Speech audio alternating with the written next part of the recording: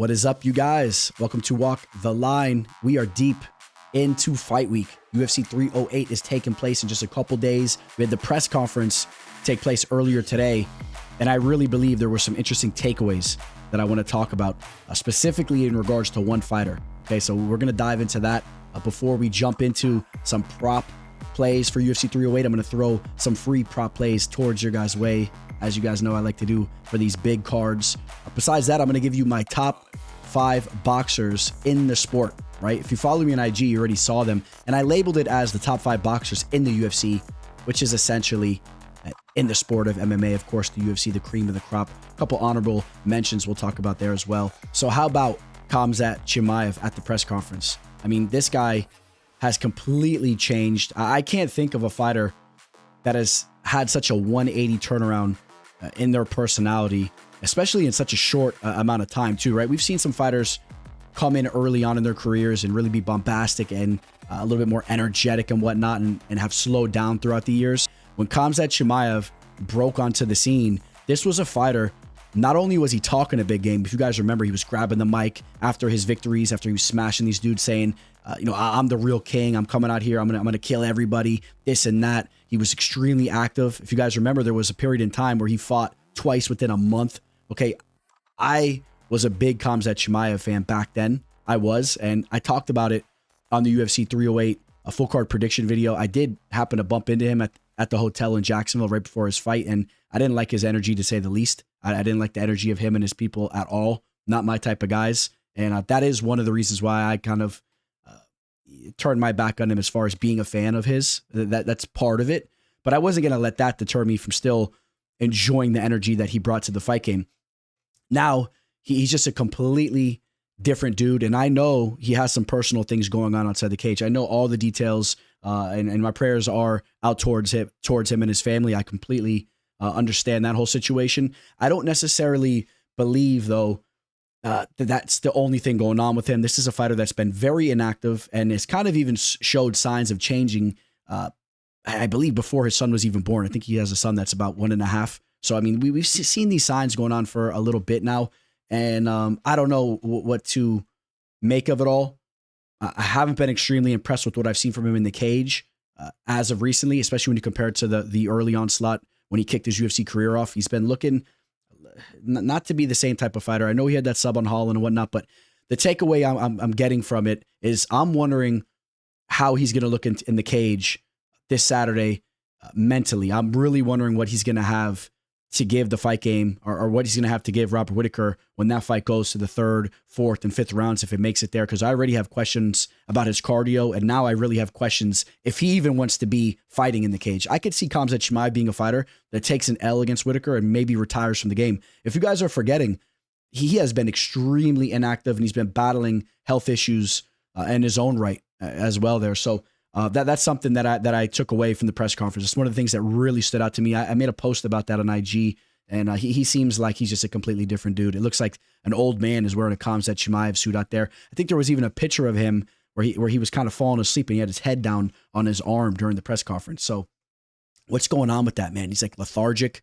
I don't want to speculate too much, but it almost gives me signs of, I don't even want to go there, but like signs of somebody maybe that's going down a different route. But I mean, that's probably maybe a little bit of a reach, but you never know. I mean, just how I grew up being around certain types of people in my neighborhood, a lot of people doing those types of things. If you know what I'm saying, you kind of notice rapid changes in their personalities within a shorter amount of time frame. So that's one thing I took away from it. You guys let me know your thoughts. I'm sure some of you guys will be upset with that. I know there's some Khamzat fans out there. I'm not really a fan of his anymore. And you guys know I already had Whittaker winning that fight straight up regardless. I really like the line next to Whittaker's name, which if you take a look at it right now, there's been action still coming in on Khamzat Chimaev, even with all the signs that he's showing at the press conference and all the signs he's been showing throughout fight week. Robert Whittaker right now is as high as a plus 220 on some of these books. Okay. So, I mean, Chimaev still at 2.5 to 1 favorite. He's right around a minus 250. Interesting. I think that if you're backing Khamzat, you better hope that he gets that early finish. And then I got to get your opinion on this. Please hit the comment section up below. I got to know what you guys are feeling in regards to Ilia Topuria consistently stating that he is going to go out as soon as that fight starts, and he is going to point down at the middle of the canvas, and he is going to entertain a slugfest, one of those classic Holloway type of exchanges, if Holloway will oblige. And if Holloway doesn't, he still says he's going to track him down and take his head off. But what are your guys' thoughts in regards to Max Holloway not playing into that and not really accepting the duel? It kind of reminds me of a classic Western duel where someone's saying, hey, meet me outside. Let's take a couple steps, turn around, and see who has the better shot. And Holloway saying, no, I'm going to be hiding on the roof. I'm going to be running around the side, and I'm going to catch you when I catch you. You know what I'm trying to say? It's like the warfare back in the days where they would line up in rows and they would just sit there and kind of trade off, if you know what I'm saying. And then warfare evolved, which understandably it did. But Holloway's not really falling into that trap, if you will. And I'll tell you how I feel about it. I feel if Holloway is going to be considered the BMF, which he's like right now, I mean, he's holding the belt, he's the BMF and he's a legend. And I don't mean this disrespectfully, but I feel like if he lets Topuria storm across the cage as soon as the bell rings and he goes and points right at the middle, and if Holloway's just on his bike circling, just kind of laughing it off and not engaging in it, I lose a little bit of respect for Holloway. I do. It's just like, listen, this is the fight game. It's not always about going out there and just sneaking in a W here and there. I understand this is for the featherweight title, but Holloway's already been a champion. He's proved so much. I don't know, man. I would always look at him a little differently because every time he pointed down in the mat, I would say for the most part, right, everybody pretty much entertained that exchange with him. And you can't say, oh, well, you can't do that at the beginning of the fight. There's no rule with that, man. It's when another man challenges you to a duel, you need to step outside and you got to meet him there. And especially with the bad blood kind of going into this fight, I think that Holloway needs to meet him in the middle. And I think it would be real G of him if he kind of downplays it. But when it happens, he just bites down on his mouthpiece and he trades, and we see how that goes. And listen, maybe somebody doesn't get knocked out in those first couple of trades, but just trade a little bit and then go into the tactical type of warfare in the cage. But I think Holloway has to meet him there. And if he doesn't, I lose a little bit of respect for him. I'll be honest with you. And I understand you could possibly say, it could be a situation where it benefits Topuria more so. I definitely believe that. I think he's a sharper boxer, and I think that he's more likely to land a big shot and fighting in a phone booth like that. I think he's sharper, and I think he will land the target. I think he has better power, but Holloway has a granite chin too. So does Topuria. I would love to see it, but you could say, oh, well, Topuria's scared to go to the later round, so he's just trying to use some kind of McGregor versus Jose Aldo type tactic, something like that, getting in his head. But I want to know what your thoughts are on that. I think that Holloway needs to meet him if he points down at the middle. And if he doesn't, he loses a little bit of respect in my book. Now, still, his respect is so high. I mean, I'll still have tons of respect for Holloway, but I really would like to see him meet him there. All right, guys, so give me your thoughts there. And then, listen, I'm going to give you my top 5 boxers in all of MMA here in 1 second. Just got to let you guys know we are powered by BetUS. If anyone's looking to sign up to a new sports book going into this huge event, make sure you reach out to me so I can give you my referral link to BetUS, and you will get a 150% match on your first 3 deposits. Okay, guys? Don't hesitate to reach out to me. I got my Instagram and Twitter scrolling below. Shoot me a DM or shoot me an email as well. Got my email scrolling below as well. So here's my list, 1 through 5, and I did alter some of the fighters in my top 5 as I was doing this. I actually had to erase somebody from my graphic. If you're following me on IG, I posted this earlier today, early Thursday morning. But at number 1, I do have Ilia Topuria. As I've been saying leading up to this card, I believe that Ilia Topuria is the sharpest technical boxer in all of MMA. Just the way that he moves, the power he possesses as well. I mean, he is as clean as it gets. When you're talking about tight, crisp boxing, and as far as his defensive skills go too, he's very hard to be touched, great head movement and all that. I got Topuria at number 1. I understand that some of you want to see a larger sample size. I've been hearing that a lot throughout this fight week. You want to see more of Topuria before you're comparing this to some of these other fighters, like a Max Holloway, who's at my number 5. As you guys see, he's at my number 5 here. Holloway's been proving that he's a top-tier boxer in MMA for a long time. But well, let's start at number 2 here, though. We'll go to number 2. Dustin Poirier is at number 2 for me. If you want to talk about some of the best boxing you see in the cage, it's definitely DP. He's gone out there and he's got the best of many of the greatest fighters in the game and some of the top fighters in the lightweight division throughout the years. We've seen him matched up with Max Holloway, and Holloway went up there. Who got the better of those boxing exchanges? When you think about the wars that he's had, I mean, the fight with Dan Hooker, we've seen Poirier show for a long time that if you want to sit there and trade with him, specifically with the hands, I mean, he'll mix in some kicks, but he really will bite down on his mouthpiece, pull those pants up, and I love the skills that he possesses with his hands there as well. So at number 3, I got Jack Della Maddalena, another fighter that you may want to see show it for a longer period of time. But when you're talking about skill for skill, the boxing that he displays in the cage is amazing. And I really believe that you throw boxing gloves on Jack Della Maddalena and put him in a boxing ring with any of the fighters that are around his weight, that are mixed martial artists, he's going to dominate them with the hands. I mean, super crisp, clean boxing skills from JDM there. At number 4, this is where I kind of shook things up, man. I had Piotr Jan in my top 5, and the more I was looking at some performances of his and diving into some tape, I actually slid Piotr Jan out of my top 5. He was at number 4 for me for a second there, but I chose otherwise. I actually put Sean O'Malley at number 4. Sean O'Malley he's not only just one of the top strikers in the game, because obviously he'll mix in the kicks as well, but when you really break down his boxing game, his boxing skills, they are elite. They really are. Great head movement. He's very sharp with his striking. And I think if you put boxing gloves on Sean O'Malley and throw him in there with Piotr Jan, and of course we saw them fight in a cage, but in an MMA match, but if you put them in a boxing ring, I think that Sean O'Malley would whoop Piotr Jan up. And that's where I kind of had to really adjust that. I'm like, you know what? Sean O'Malley is the better boxer. Now you could say Piotr Jan is more technical when you're watching him. He's a technician with his boxing skills, very tight.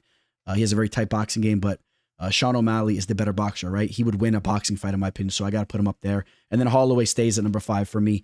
Max Holloway, a great boxer. Another fighter that's really an underrated striker overall, but his boxing is his strength as far as the striking goes. Great hands, puts out great volume. And also, you see the striking differential here. Sean O'Malley had the best striking differential at 3.22. Again, that's comparing the strikes that he's landed compared to being absorbed, right? All these fighters in the plus margin. Holloway at 2.45. He's way up there as well. And, take that for what you will, because Ilia Topuria is only at a plus 105 differential, but you can't just base that number. You can't just generalize them based off that number. That number is just something else to throw into the pot and take into consideration. But look at Dustin Poirier. He's not even at a differential of 1 or more. He's at 0.97. So, I mean, he's willing to eat a shot, but that doesn't mean that his boxing is not super crisp. So, notable honorable mentions for Piotr Jan and Alex Pereira. Those were 2 fighters that just missed my top 5. Please comment below your top 5. I want to know who you guys have in the top 5 and who was I forgetting besides the fighters that I mentioned. Let's talk some prop bets. The first fight I want to talk about is taking place in the bantamweight division. It's an earlier fight on the card. We got Farid Basharat taking on Victor Hugo. Now, I'll give you a heads up. The line that I'm going to give you here, the prop bet I'm going to give you, this one's a little bit more up there compared to some of the other ones we'll talk about. You guys know I'll throw some big plus action towards your way in some of these bets, but this one, a little bit more chalky, but I will say, I think there's some value on it, and I think it's a very safe play. Okay, Farid Basharat, this is a fighter that's still undefeated. We saw his brother recently take an L when he was a huge favorite. Maybe we see something similar here. I think that Victor Hugo's a little bit of an underrated fighter right now. I think he's a tricky dude that needs to prove more, but he shows some flashes. We don't really know who he is as a fighter. I'll say that, right? He has an extensive amount of pro experience, but a lot of those fights are undocumented and on the regional scene in Brazil. And we'll see what he's really about. But here's the thing. When you're talking Farid Basharat, this is a fighter that has just one finish since he's been fighting under the UFC banner, also including that Dana White's Contender Series fight where he had a decision victory over Alan Bagoso. That one sub that he did have was in the first round against Cledson Rodriguez. Other than that, he went to a decision with Taylor Lapilus and Damon Blackshear. He has a very similar fighting style compared to what his brother does in the cage, right? They're both these fighters go out there. They're very technical. They could jab you up. They could use their jiu-jitsu to kind of control you down on the mat, and they could push you to a decision loss. That's what they'll do. They'll take you to the judges' scorecards, and they'll beat you there. Now, yes, if you're looking at a good amount of his earlier fights, he has his fair share of subs, but since he's fought a step up in competition, we haven't really seen the subs consistently. And Victor Hugo is a fighter that's never been sub still, and he actually shows some real flashes down on the mat. In fact, if we did see a finish in this fight, I do believe that it's Hugo that will be getting the finish in this fight. That knee bar that he pulled off on Dana White's Contender Series against Eduardo Mateus Torres was phenomenal. You don't see a lot of fighters going out there fishing for legs like that and pulling off those kind of knee bars. So you not only do you have to worry about like a leg lock, you have to understand when a fighter is pulling off those types of subs, there obviously is some tricks up their sleeve, and they could pull off subs in a variety of ways. What you have to notice right here is that we only see 4 subs documented as far as his 25 victories go, but there's 11 unknown victories on his resume. Okay, so all these fights that he's having on the lower level scene, a lot of them aren't documented. I guarantee you those 11 victories are a bunch of submission victories. Okay, maybe a couple knockouts there as well. He also has 6 documented knockouts, only 4 documented decisions. I think he is more of a fight finisher, but I think that Farid will be on his P's and Q's, and I think that he'll be able to avoid an E-bar or anything like that down on the mat. And I think that this fight does go to the judges' scorecards. Okay, guys, I really believe that this is a fight that we will see make it to the final bell. And right now, if you're taking this fight to go the distance, there are available lines such as -180. Okay, you can fish a line like that, but the lines are as high as -225. But on average, it's right around a -200. This is right around 2-to-1 odds on that play, and I think there's some value there. I think this fight's very likely to go to a decision. And I think that there is some value there if you guys are looking for a safer prop bet. So you guys know I love this matchup here taking place in the lightweight division. 2 blue chip prospects, if you will. They're getting on the verge of being fighters that haven't really established themselves in the UFC. I think both these fighters really have a high ceiling. Miktabek Orolbey taking on Mateusz Rembecki. The winner of this fight will, without a doubt, have established themselves as a real threat in this division. Now, some people have turned their back on Rembecki after he just lost to Diego Ferreira when he was a massive favorite. Don't forget, he was doing what he normally does in his fights in the beginning portion of that fight, which is bringing in the onslaught. He was brutalizing Ferreira. Ferreira was very durable and tough and eventually pushed Rembecki to a point that he probably has never been to. That was a fight where things were hectic in the later rounds, and Rembecki ate some damage, and he eventually was finished with just 9 seconds left. You also do need to note that in Rembecki's 2 losses, he was KO'd. He was TKO'd in both those losses, which is something to keep an eye on because you'll see why in a second. We're going to circle back to that. But Miktabek Orolbey has been a fight finisher. You could definitely say that he's been a fight finisher. But understand, since the step up in competition, he is 1-1 as far as finishing fights. He had the submission over Uros Medic, which Medic is a little bit of a limited grappler, and he took advantage of that, got that sub late in the second round. In the fight against Brenner, we saw him using some stalling and grappling tactics later in that fight. He actually dropped the 3rd round, if you guys forgot about that too. So, I mean, he will go to his grappling. Very technical there. He can hold you and kind of stall you out against the cage.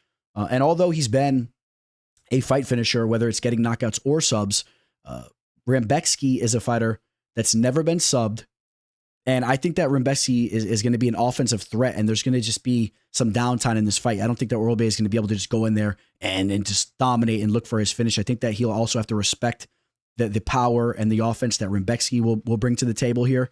And this fight, to me, is pointing towards going to a decision, in my opinion. I think that Orolbey is going to try to stall and use his grappling to slow this fight down at times. And even if Rembecki lands some big shots and has a lot of success offensively and he's winning this fight, Orolbey is a fighter that's never been finished yet. I think he could probably take some of that damage, and even if Rembecki wins the fight, I think it could go to a decision. And so this fight, I'm going to give you the same type of play as far as the fight to go the distance, but you can get a much better bargain on the line here, depending on what book you're looking at. It's around pick'em odds, actually slight dog odds. You're looking at even odds, +100s, +105s, those types of lines. And I think that this is a fight that goes to a decision. I really do.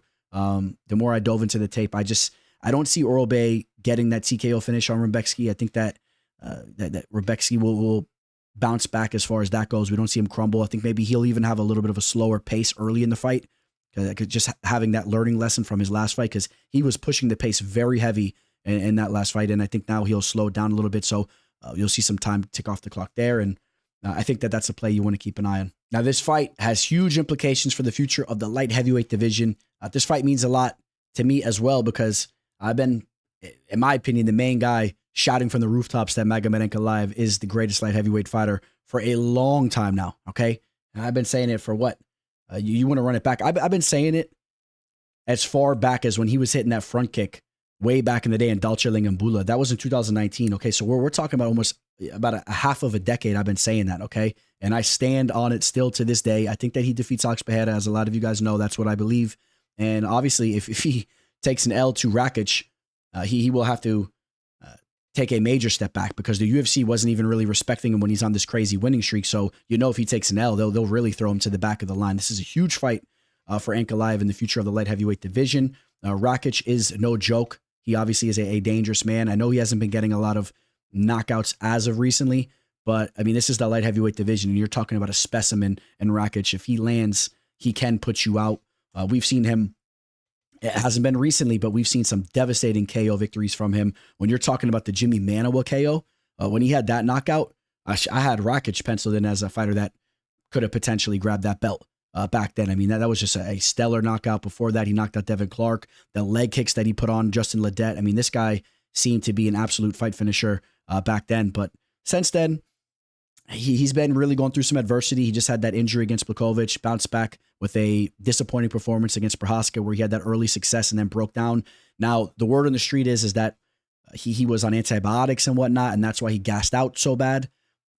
Maybe there's some truth to that, but I think that you may see something similar from Rakic in the sense that as this fight hits the second, third rounds, I think that we could see Rakic look to slow down once again. I believe that. I don't expect him all of a sudden to just have great cardio because that was really alarming how he broke down in that fight.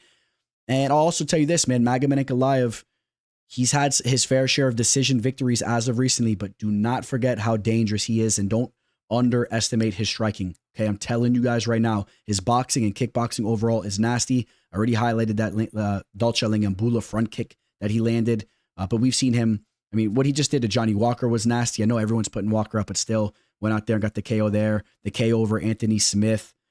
The Ian Kutilaba, both those knockouts were brutal. He has the ability to put you out there. Fighting out of the southpaw stance, he's tricky. I could easily see him getting a knockout against Rakic here. I could see Rakic breaking down and being TKO'd. I wouldn't be shocked if Rakic clips him with the counter to him. Again, these guys are going to trade, okay? I think you guys know where I'm going with this.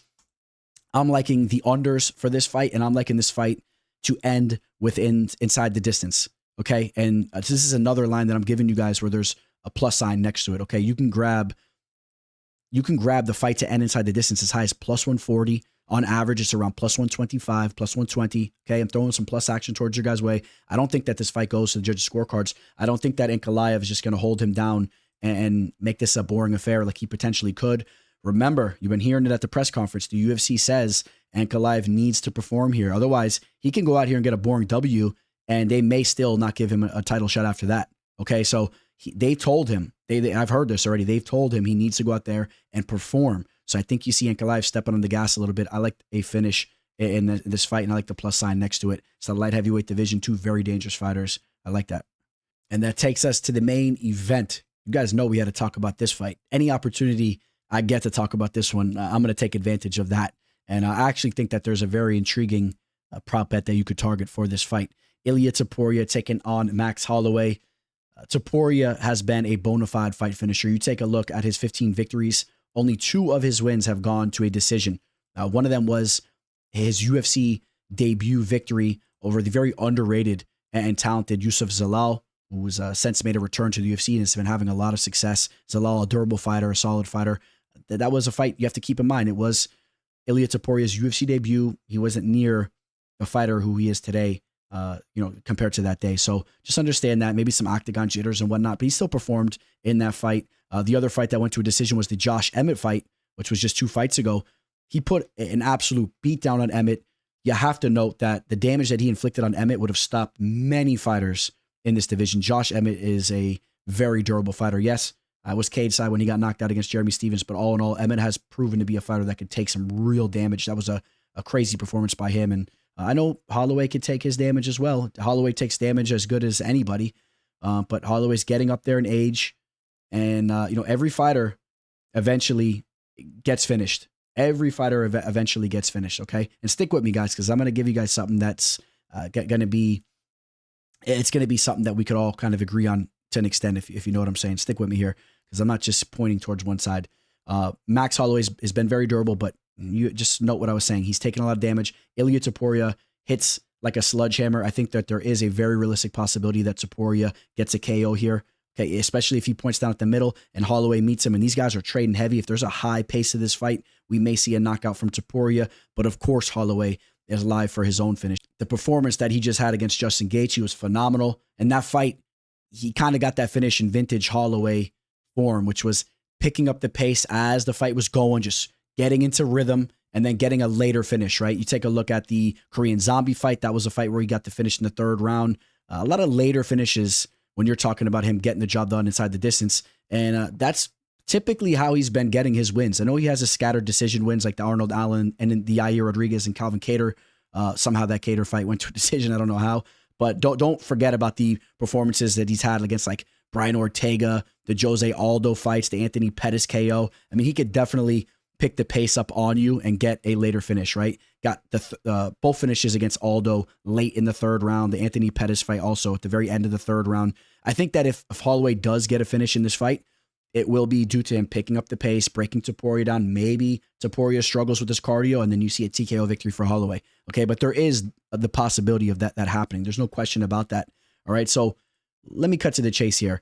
Where am I going with this? I think there's a very strong chance this fight does not make it to the final bell. With all the bad blood and all the talk going into this fight, I really think that these two fighters are going to go at it, and I could see this fight ending before that final bell hits, okay? And a play that I like here that is the under 4.5 rounds. Okay, I think that it's worth targeting a play like this rather than taking the fight to end inside the distance, which, and the one way you would kind of get screwed there is if we saw a late knockout, maybe one like Holloway had against Gaethje, where he gets a knockout within the last 30 seconds of the fight or something like that, something crazy. But I'm willing to say if that knockout doesn't happen by the 4.5 marker, you probably are going to be good, but I'd rather get a lower line, which you can get. It opened up on BetUS at even odds at plus 100, and now you're looking right around a minus 130. But if you're going to take the fight to end inside the distance and just have that whole 25 minutes to work with, it's going to jump up a little bit. I've seen some like minus 160, minus 190 lines. I like I like the under 4.5 rounds here. I think there's a variety of ways it can go if we see that finish. But I think that, again, if you're a Holloway fan, if you're a Topuria fan, maybe we could both kind of agree here that this fight doesn't make the final bell. Which maybe we won't agree, actually, because I've seen quite a few of you guys on Instagram saying that Holloway is going to win this fight via decision. I've been seeing a lot of you guys say that. But I think that this is a fight we can see a finish in for sure. So I like that minus 130 line on the under 4.5. And I would say the most likely scenario is that Ilia Topuria will be the first man to ever get a finish, to ever get a knockout, not a finish, to ever get a knockout against Max Holloway. But with a play like this, you also have that other side of Holloway getting his own finish, okay? So that's obviously a huge part of this play here. It's not just an Ilia Topuria KO or inside the distance type of prop. You're covered if Holloway goes out there and looks great, and if Topuria is not really able to hold up in those later rounds. All right, guys, so those are a couple prop bets that I wanted to throw your guys' way. Let me know below what you guys think of them. You guys fading me? Are you tailing me on any of those bets? Let me know. And also, let me know if you guys have any solid prop bets for the event. Comment them below, and I'll comment under it. I'll let you guys know if I like it, if I'm fading you, or if I'm tailing you. I'll let you guys know. So comment below, and we'll see how we do. But besides that, I do have my 4 official plays locked in for the card. If you guys want to work with me, reach out to me, whether it's IG, Twitter, or email. And those, I feel very confident we will be cashing in on, and we will make it another profitable event, which, if you guys have been following, we've been on absolute fire over the last 3 to 4 months. It's been one of the biggest heaters I've had in the last 5 years. So it's been fun, and I expect to continue that into this fight card. All right, guys, I'll leave you with that. I think that's about it, guys. You guys all have a phenomenal fight week. You guys will see a lot more of me, especially if you're following me on social media. You'll see a lot more content coming your guys' way. I'm looking to make some funny videos and whatnot. You guys know for the big events, I like to make some funny type of videos. If you know what I'm saying, we'll have something going on there. Go check them out on Instagram at MMA Fortune Teller _. And like I said, you guys have a great week. Signing out. Teller. The Teller.